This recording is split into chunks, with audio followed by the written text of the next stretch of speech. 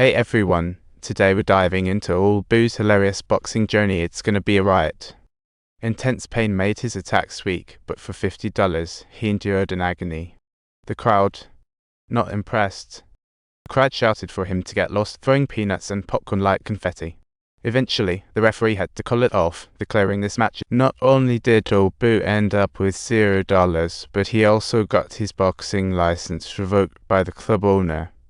His pathetic pleas were met with silence, leaving him feeling like a big, sad teddy bear.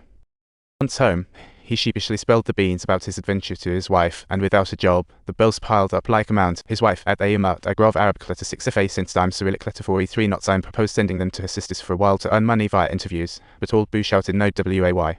Gave Old Boo some oil to apply on his cast, hiding his injured right hand.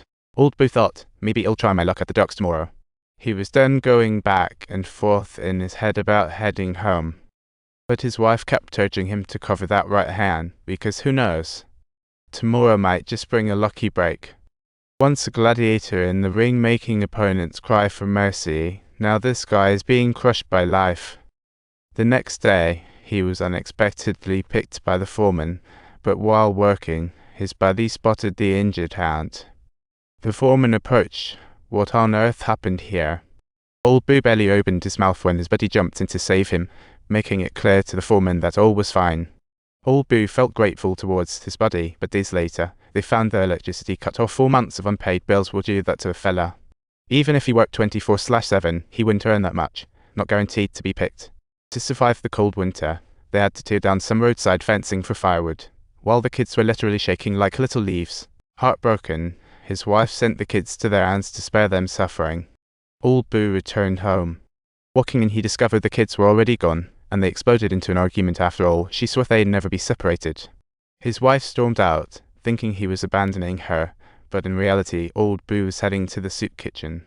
The staff was surprised to see him, but Old Boo could barely scrape together $19, definitely not enough. Ultimately, he found himself in front of a fancy apartment, throwing his pride out the window to ask his former co-workers for a handout. Some offered him help out of nostalgia, while others turned a blind eye. Finally, he found his agent Joe, and tears were brimming in his eyes. Joe helped him gather the last bits he needed, and Old Boo finally paid off his debts and brought the kids back home. What a relief. The family barely made it through that winter, but come spring, Joe found Old Boo and said he scored him a warm-up match. Old Boo was confused. He thought he was banned.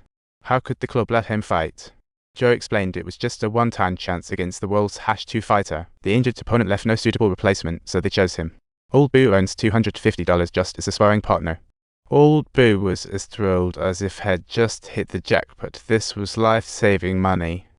On match day, Joe heard Old Boo's stomach gurgling and realized he hadn't eaten all day. Joe chuckled, "How can you fight on an empty stomach?" and hurried to whip up some fried rice for him. The mountain of food made Old Boo drool. Once he checked no one was around, he dove face first into the feast. Just then, a passing reporter caught this scene. Who could have imagined the former boxing champ would look so ridiculous? It wasn't long before the staff hurried him to the ring. Old Boo faced the #2 fighter like a fearless champ. He enthusiastically waved at the audience, who erupted into thunderous applause, filling Old Boo with newfound confidence. The world's #2 launched a ferocious attack, leaving Old Boo struggling to retaliate. He just had to take it. Finally, a knockout left him flat on the canvas. Old Boo could just lay there and pocket the cash. But then, he suddenly burst into laughter, thinking, if life's been so tough, what's a few punches? He was the one and only wild bull. He just had to wait for the right moment to land a KO. Seizing his chance, Old Boo planted a punch right on his opponent's face, ready for the finishing move. The brilliant counter left his opponent stunned, while even the agents were wide-eyed in disbelief. The crowd went wild as Old Boo cornered his opponent. Old Boo proved himself once again, still the invincible bull, and then demolished that plate of fried rice. Soon, reporters flocked to him, turning Old Boo into a star. At home, he feigned sadness. His family's worry was obvious. His wife was thrilled for Old Boo's success, but deep down she was concerned and silently prayed this would be the last match. The next day, Old Boo arrived at the dock as usual, only to be picked by the foreman. He wondered why his earnings dropped after beating the world's second. Old Boo explained to the foreman that of the $250, he only got half, and after paying off his debts, he barely had enough for a soda. The foreman chuckled and complimented him on his performance, sending him back to work. Soon after, Joe came knocking for Joe told Old Boo had snagged him another boxing match. This might just be his second chance at life. His wife wasn't happy, afraid Ted gets hurt again. She went to Joe. After a while, she ended up at Joe's house, but he knew she was coming and didn't want to open the door. Finally, Joe had no choice but to open the door, and upon seeing the empty living room, his wife was stunned. It turned out Joe had sold all the furniture to fund Old Boo's training. Joe believed Old Boo could reclaim his title, putting everything on the line. The next day, Joe went to the club owner to seal the deal.